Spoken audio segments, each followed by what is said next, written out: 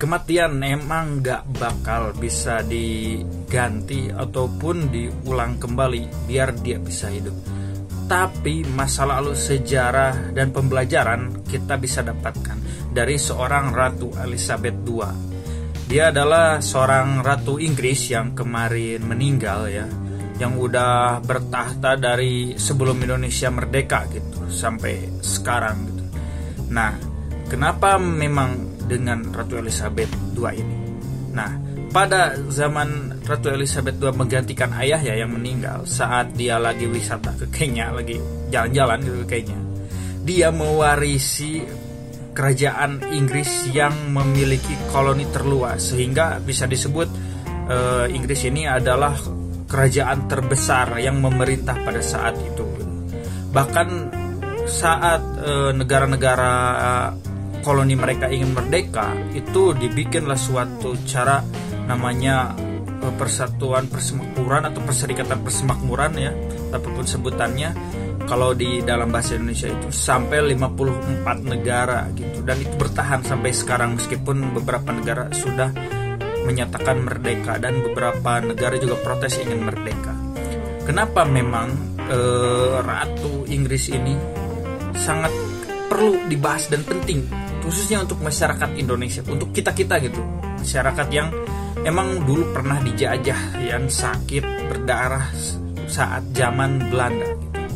Bahkan kita pernah dijajah sama Prancis juga saat Belanda ditaklukin sama Prancis. Kita pernah didatangin Portugal, pernah didatangin Spanyol, beberapa pulau kita diambil.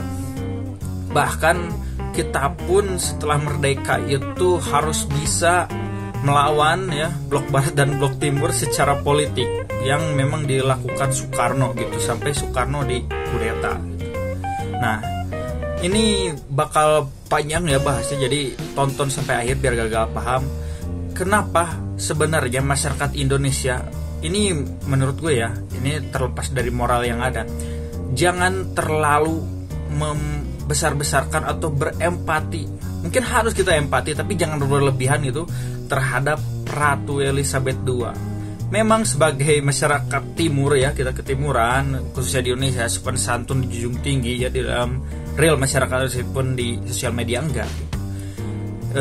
Kita sangat berbelasungkawa untuk Ratu Elizabeth. Tapi gue pribadi ya, ini pendapat pribadi ya, sangat tidak terlalu memberikan empati yang terlalu besar gitu terhadap Ratu Elizabeth gitu. Kenapa? Karena nih, yang tadi gue di awal ya bahas bahwa persemakmuran, negara-negara persemakmuran itu dibikin pada saat Ratu Elizabeth menjabat gitu, dengan narasi bahwa dengan persemakmuran ini penjajahan, kolonialisme dan sebagainya itu bisa berubah, dan ini era baru untuk kekaisaran Inggris memimpin gitu.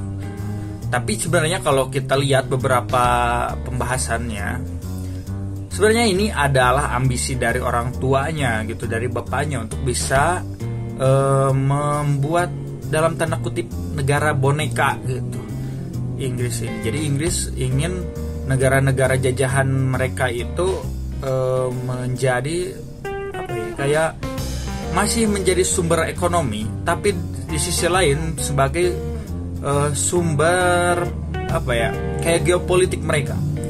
Kenapa? Karena saat khususnya nih kayak ada Perserikatan Bangsa-Bangsa PBB.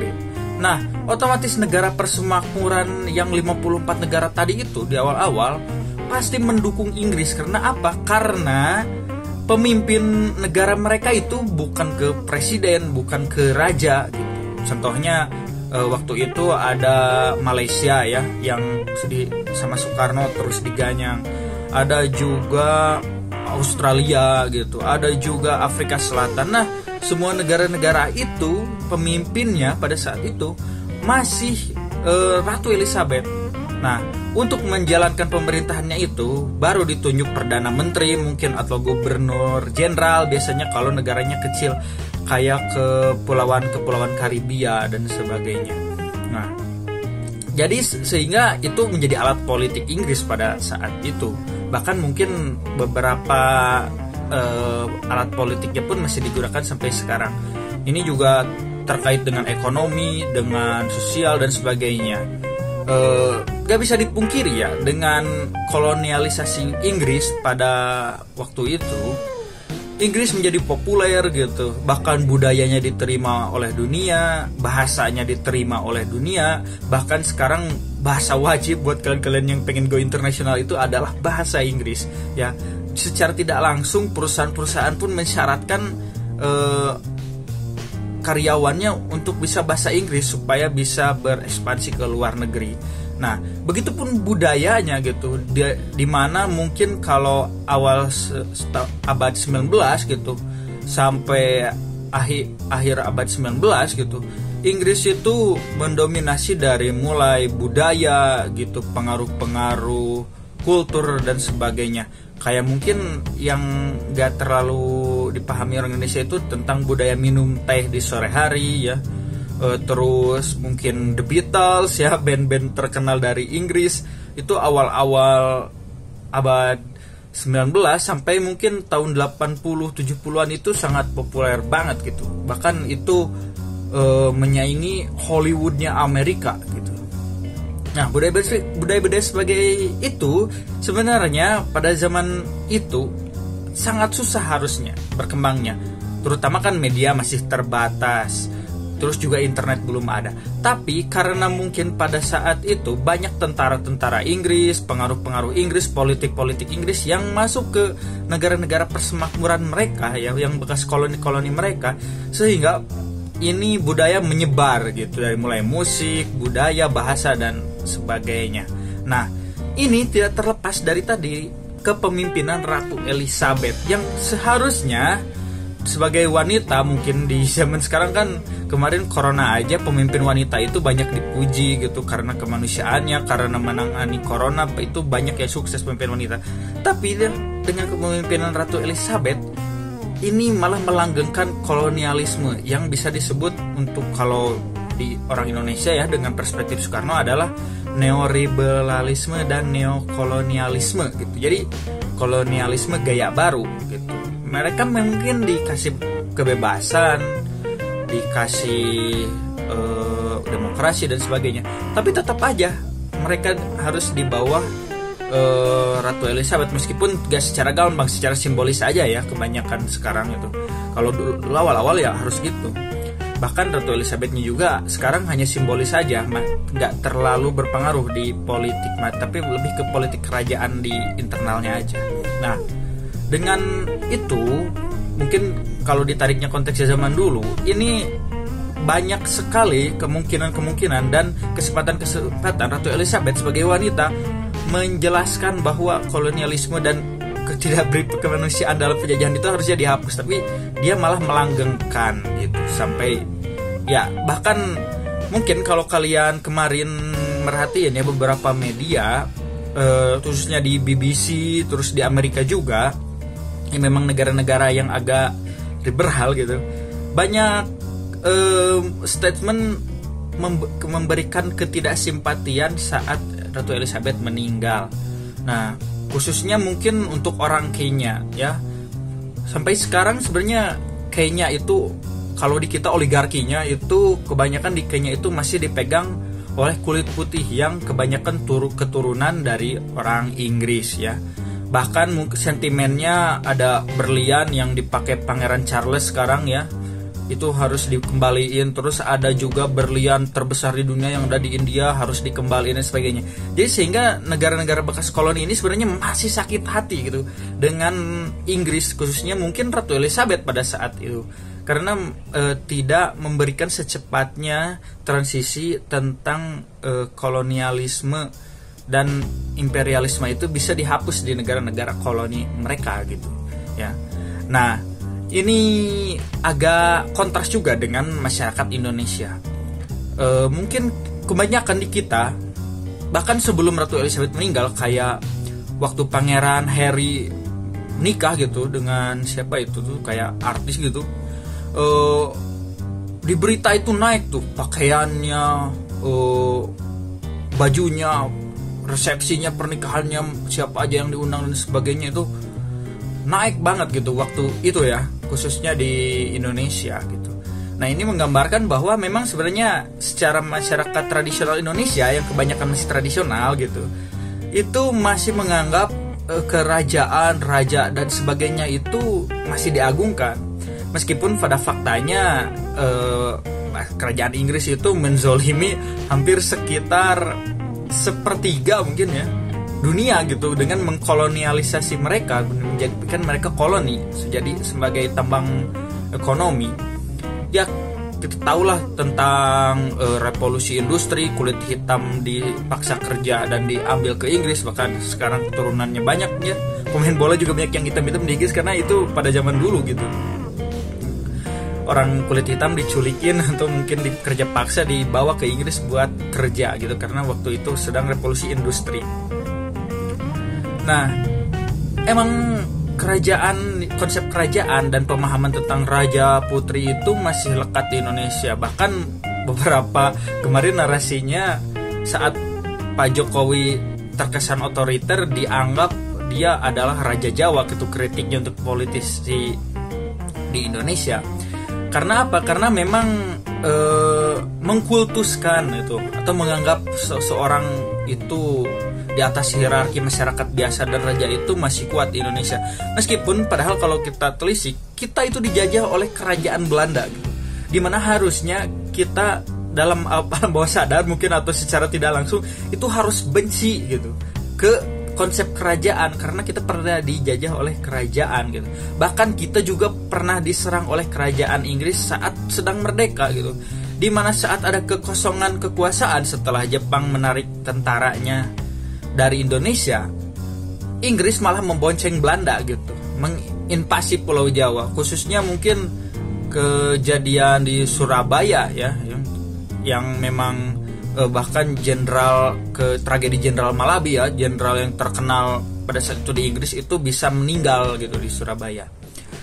Nah, hal itu menjadi gambaran seharusnya kuat gitu, tapi tetap aja karena masyarakat Indonesia masih feodal, mungkin masyarakat tradisional yang menganggap bahwa raja dan ratu itu adalah agung dan sebagainya, masih banyak yang mengglorifikasi raja gitu. Bahkan kejadiannya dengan Ratu Elizabeth ini gitu. Kenapa? Karena saat meninggal gitu banyak sekali ya kalau hanya sekedar menyampaikan empati, berempati dan sebagainya ya wajar lah, karena kita sebagai manusia sama kemanusiaan. Tapi anehnya itu di media malah munculnya itu adalah fenomena-fenomena yang mungkin bisa disebut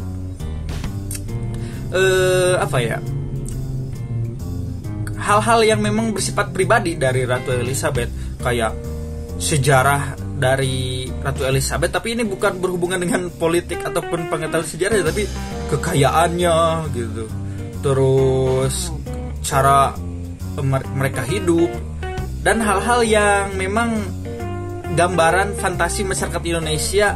Bayangkan sebagai kehidupan seorang raja, mereka bergelimang harta, memiliki kekuasaan yang besar gitu, memerintah seenak jidat dan sebagainya.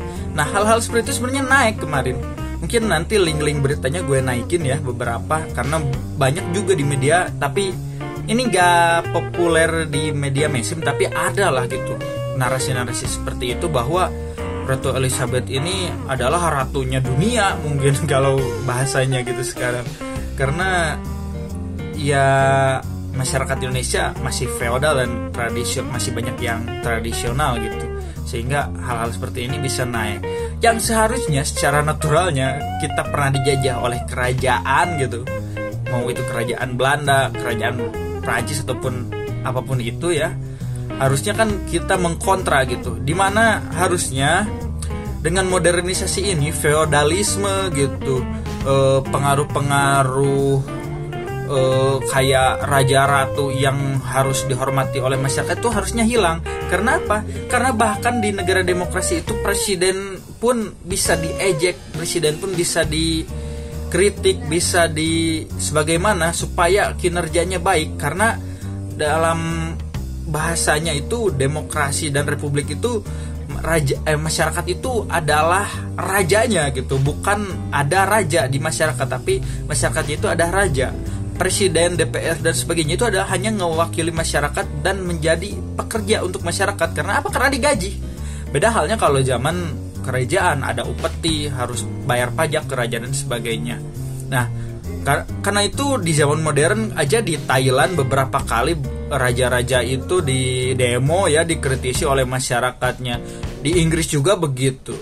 Ini yang lebih parah itu karena kita gak boleh mengglorifikasi Ratu Inggris ya, Ratu Elizabeth itu adalah sampai sekarang meskipun dia hanya sekedar simbol ya sebagai ratu, tapi tetap aja gitu hasil dari kolonialisme dulu itu dengan konsep negara persemakmuran itu masih membatasi negara-negara yang lain pengen merdeka. Contohnya aja yang paling dekat dengan mereka Inggris itu adalah Skotlandia gitu.